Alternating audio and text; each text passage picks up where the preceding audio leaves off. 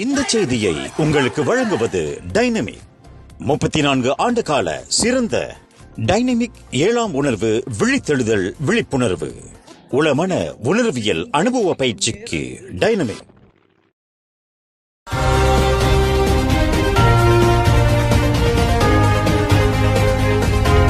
வணக்கம். திசைகளின் 5 மணி செய்திகள். அவர்கள் புறம்போக்கு வாசிகள் அல்ல, உங்களால் புறம்போக்கு வாசிகளாக ஆக்கப்பட்டவர்கள். முன்னாள் அமைச்சர் காலித் சமாட் சாடல். கோலாலம்பூர் கம்போங் சுங்கை பாருவில் இன்னமும் வசித்துக் கொண்டிருக்கும் 37 குடும்பங்களின் குடிசை வீடுகளில் தண்ணீர், மின்சார விநியோகம் துண்டிக்கப்பட்டு அவர்களை சிரமத்தில் ஆழ்த்தியுள்ள மாநகர் மன்ற பொறுப்பாளர்களை முன்னாள் பாக்கத்தான் ஹரப்பான் அரசாங்கத்தின் முன்னாள் கூட்டரசு பிரதேச அமைச்சர் காலித் சமாட் இன்று கடுமையாக சாடினார். பாதிக்கப்பட்டுள்ள குடிசைவாசி மக்களின் பிரச்சினைகளையும் அவர்களின் கோரிக்கைகளையும் அரசாங்கம் காது கொடுத்து கேட்க வேண்டுமே தவிர மேம்பாட்டாளர் நிறுவனத்திற்கு ஆதரவாக செயல்படக்கூடாது என்று அமானா கட்சியின் முன்னாள் ஷாலம் எம்பியுமான காலித் சமாட் தெரிவித்தார். சிறு வயது பிள்ளைகளுடன் அந்த குடிசை வீடுகளில் உழன்று கொண்டு இருக்கும் மக்களை வெளியேற்றுவதற்கு அவர்களின் வீடுகளில் தண்ணீர், மின்சாரம் போன்ற அடிப்படை வசதிகளை துண்டித்து வெளியேற்றும் முயற்சி மேற்கொள்ளப்பட்டு இருப்பது மனிதாபிமான செயலா என்று அவர் கேள்வி எழுப்பினார். பாதிக்கப்பட்ட மக்கள் புறம்போக்கு வாசிகள் அல்ல, உங்களால் புறம்போக்கு வாசிகளாக ஆக்கப்பட்டவர்கள் என்று காலித் சமாட் நினைவுறுத்தினார். ஒவ்வொரு காலகட்டத்திலும் மேம்பாட்டாளர் நிறுவனங்களுக்கு முக்கியத்துவம் அளித்து அவர்களின் மேம்பாட்டு திட்டத்திற்கு வழிவிடுவதற்காக பாதிக்கப்பட்ட மக்களுக்கு மாற்று வீடுகள் ஏற்படுத்தி தரப்படாமல் அவர்கள் விரட்டி அடிக்கப்பட்டுள்ளனர். அவர்கள் இன்று புறம்போக்கு வாசிகளாக இருக்கிறார்கள் என்றால் அதற்கு அரசாங்கம்தான் காரணம் என்பதுதான் நிதர்சனமான உண்மையாகும் என்று கோலாலம்பூரில் இன்று நடைபெற்ற செய்தியாளர் கூட்டத்தில் காலித் சமாட் இதனை தெரிவித்தார். ஸ்லாங்கூர் கோம்பாக்கில் உள்ள பள்ளி ஒன்றில் கடந்த சனிக்கிழமை நடைபெற்ற நிகழ்ச்சியில் வழங்கப்பட்ட பீஹூனிலும் முட்டையிலும் நச்சுத்தன்மை இருந்து இருக்கலாம் என்று நம்பப்படும் உணவை உட்கொண்ட 2 உயிரிழந்துள்ளனர். முதல் சம்பவத்தில் தனக்கு வழங்கப்பட்ட உணவை 17 வயது இளைஞர் தனது தாயாருக்கு எடுத்துச் சென்று கொடுத்துள்ளார். அதனை உண்ட அந்த மாது தொடர்ந்து வாந்தி, வயிற்றுப்போக்குக்கு ஆளாகியிருக்கிறார். நேற்று திங்கட்கிழமை பிற்பகல் 1:30 மணியளவில் ஆம்புலன்ஸ் வண்டியின் மூலம் அந்த மாது கோலாலம்பூர் பெரிய மருத்துவமனையில் சேர்க்கப்பட்டார். அந்த மாதுவை பரிசோதனை செய்த மருத்துவர்கள் அவர் இறந்துவிட்டதாக உறுதி செய்துள்ளனர் என்று கோம்பாக் மாவட்ட போலீஸ் தலைவர் ஏசிபி நோர் அரிஃபின் முகமது தெரிவித்தார். 2வது சம்பவத்தில் 2 வயது பெண் குழந்தை உயிரிழந்து இருப்பதாக அவர் குறிப்பிட்டார். சம்பந்தப்பட்ட பள்ளியில் பாதுகாவலராக வேலை செய்து வரும் அந்த குழந்தையின் தந்தை கடந்த சனிக்கிழமை தனக்கு கிடைத்த உணவை வீட்டிற்கு எடுத்து வந்து தனது குழந்தைக்கு ஊட்டியதாக நம்பப்படுகிறது. அதனை உண்ட அக்குழந்தை வாந்தி, வயிற்றுப்போக்கு மற்றும் காய்ச்சலுக்கு ஆளாகியுள்ளது. சிலாயாங் மருத்துவமனைக்கு கொண்டு செல்லப்பட்ட அந்த குழந்தை சிகிச்சையின் போது இறந்துவிட்டதாக தெரிவிக்கப்பட்டுள்ளது என்று ஏசிபி நோர் அரிஃபின் தெரிவித்தார். 2 உயிரிழப்புகளும் திடீர் மரணம் என்று வகைப்படுத்தப்பட்டுள்ளது. இச்சம்பவம் தொடர்பாக தகவல் கொண்டிருப்பவர்கள் இன்ஸ்பெக்டர் ஆர் கல்பனாவுடன் தொடர்பு கொள்ளுமாறு கேட்டுக்கொண்டார். டீசல் விலை உயர்வின் எதிரொலியாக சிமெண்ட் மிக்சர் லாரிகள் மற்றும் இழுவை வாகனங்கள் நடத்துனர்கள் தங்களின் போக்குவரத்து சேவை கட்டணத்தை உயர்த்தியுள்ளனர். லிட்டருக்கு 2 வெள்ளி 15 காசாக விற்கப்பட்ட டீசல் நேற்று முன்தினம் பின்னிரவுக்கு பிறகு 1 வெள்ளி 20 காசு உயர்த்தப்பட்டு 3 வெள்ளி 35 காசாக நிர்ணயிக்கப்பட்டுள்ளது. டீசல் விலை உயர்வு வரலாறு காணாத விலையேற்றமாகும். இந்த விலையேற்றத்தை தொடர்ந்து கட்டுமான தளங்களுக்கு குலைக்கப்பட்ட சிமெண்டை ஏற்றிச் செல்லும் சிமெண்ட் மிக்சர் லாரிகள் மற்றும் பழுதடைந்த அல்லது விபத்துக்குள்ளான வாகனங்களை இழுத்துச் செல்லும் இழுவை லாரிகள் தங்கள் சேவை கட்டணத்தை உயர்த்தி இருப்பதாக அறிவித்துள்ளன.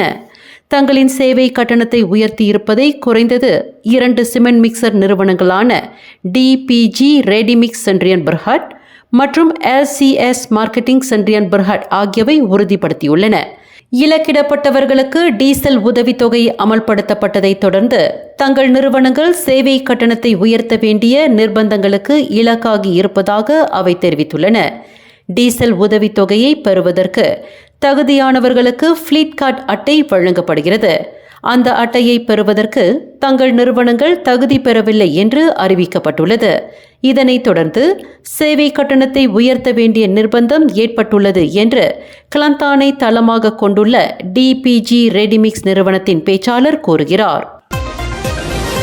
அடுத்த மாதம் நடைபெறவிருக்கும் பினாங்கு சுங்கைபாக்காப் சட்டமன்ற தொகுதி இடைத்தேர்தலில் PKR சார்பில் பக்கத்தன் ஹரப்பான் வேட்பாளராக அமினுடின் பாக்கி கல்வி கழகத்தின் வட பிராந்தியத்திற்கான முன்னாள் இயக்குனர் ஜொஹாரி அரிஃபினை நிறுத்தலாம் என்று எதிர்பார்க்கப்படுகிறது.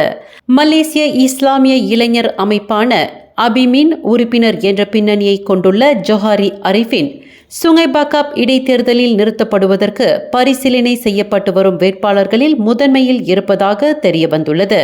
கடந்த 3 தவணை காலம் PKR கட்சியின் கோட்டையாக விளங்கிய சுங்கைபாக்காப் சட்டமன்ற தொகுதி கடந்த ஆண்டு நடைபெற்ற தேர்தலில் பாஸ் கட்சி வசமானது.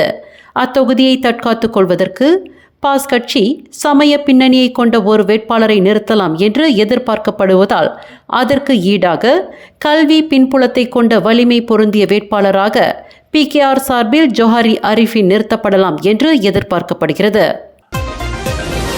தனது மனைவியை பேஸ்பால் மட்டையினால் அடித்ததுடன் பிளாஸ்டிக் நாற்காலியை தூக்கி எறிந்து அராஜகம் புரிந்ததாக ஆடவர் ஒருவர் கோலாலம்பூர் செஷன்ஸ் நீதிமன்றத்தில் இன்று குற்றஞ்சாட்டப்பட்டார்.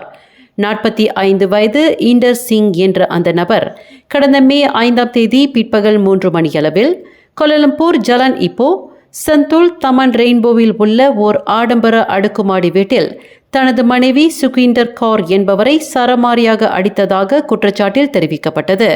தனது மனைவியை தாக்குவதற்கு இண்டர் சிங் பேஸ்பால் மட்டை, மோப்புக்கட்டை மற்றும் நாட்காலியை பயன்படுத்தியதாக குற்றச்சாட்டில் தெரிவிக்கப்பட்டது.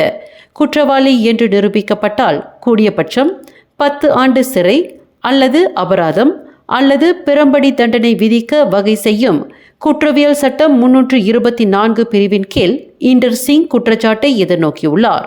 நீதிபதி முகமது டேரில் முன்னிலையில் நிறுத்தப்பட்டு குற்றச்சாட்டு வாசிக்கப்பட்ட போது தனக்கு எதிரான குற்றத்தை இண்டர் சிங் ஒப்புக்கொண்டார். இதனைத் தொடர்ந்து அவருக்கு எதிரான தீர்ப்பு வரும் ஜூலை 18ஆம் தேதி அளிக்கப்படவிருக்கிறது. அதுவரையில் இண்டர் சிங்கை 4000 வெள்ளி ஜாமீனில் விடுவிப்பதற்கு நீதிபதி அனுமதி அளித்தார்.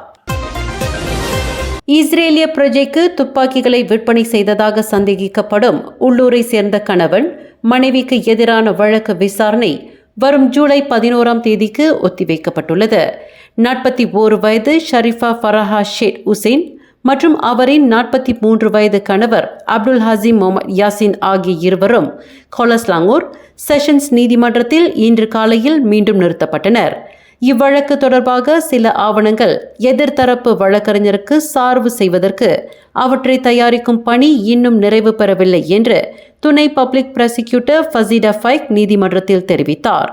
இவ்வழக்கில் குற்றஞ்சாட்டப்பட்டுள்ள ஷரீஃபா ஃபரஹா ஷேட் உசேனுக்கு சிறைச்சாலையில் பல்வேறு நெருக்குதல்கள் அளிக்கப்பட்டு வருவதாக அவரின் வழக்கறிஞர் ஈசா முகமது பசீர் நீதிமன்றத்தில் தெரிவித்தார். உடல் ரீதியாக பாதிக்கப்பட்டுள்ள அந்த பெண்மணியை சிறைச்சாலைக்கு வெளியே சிகிச்சை பெறுவதற்கு அனுமதிக்கப்பட வேண்டும் என்று அவர் நீதிமன்றத்தை கேட்டுக்கொண்டார்.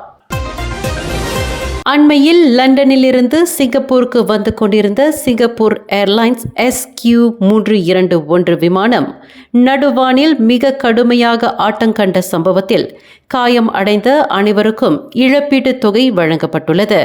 கடந்த மே 20ஆம் தேதி நிகழ்ந்த இச்சம்பவத்தில் ஒருவர் மாண்டார், பலர் காயமடைந்தனர். விமானம் ஆட்டம் கண்டு பயணிகள் காயம் அடைந்ததால் அந்த போயிங் 777 ரக விமானம் தாய்லாந்து தலைநகர் பேங்காக்கிற்கு திரும்பிவிடப்பட்டு அவசரமாக தரையிறங்கியது. காயமடைந்தோர் அங்குள்ள மருத்துவமனைகளில் அனுமதிக்கப்பட்டு சிகிச்சை பெற்ற நிலையில் சொற்ப காயத்திற்கு ஆளானவர்களுக்கு சிங்கப்பூர் ஏர்லைன்ஸ் தலா $10,000 அல்லது 13,534 சிங்கப்பூர் வெள்ளி இழப்பீட்டுத் தொகையாக வழங்கியுள்ளது. கடுமையான காயங்களால் பாதிக்கப்பட்டு நீண்ட கால மருத்துவ பராமரிப்பும் நிதி உதவியும் தேவைப்படக்கூடியவர்களுக்கு முன்பணமாக தலா $25,000 வழங்கப்பட்டுள்ளதாக சிங்கப்பூர் ஏர்லைன்ஸ் நிறுவனம் கூறுகிறது. பயணிகள் அனைவருக்கும் தங்கள் பயண சீட்டுக்கான பணம் முழுவதும் திரும்பிக் கொடுக்கப்படும். அதே வேளையில் பேங்காக்கிலிருந்து சிங்கப்பூருக்கு திரும்பிய அனைத்து பயணிகளுக்கும் உடனடி செலவுக்கு $1,000 தரப்பட்டுள்ளது. கடுமையான காயங்களால் பாதிக்கப்பட்ட பயணிகளை இழப்பீட்டுத் தொகை குறித்து கலந்துரையாட சிங்கப்பூர் ஏர்லைன்ஸ் அழைத்துள்ளது. மேலும் செய்திகளை தெரிந்து கொள்ள கீழே இருக்கும் பெல் பட்டனை அழுத்துங்கள். உங்கள் மகிழ்ச்சியை வெளிப்படுத்த லைக் மற்றும் ஷேர் செய்யுங்கள். தொடர்ந்து திசைகளோடு இணைந்திருக்க சப்ஸ்கிரைப் செய்யுங்கள்.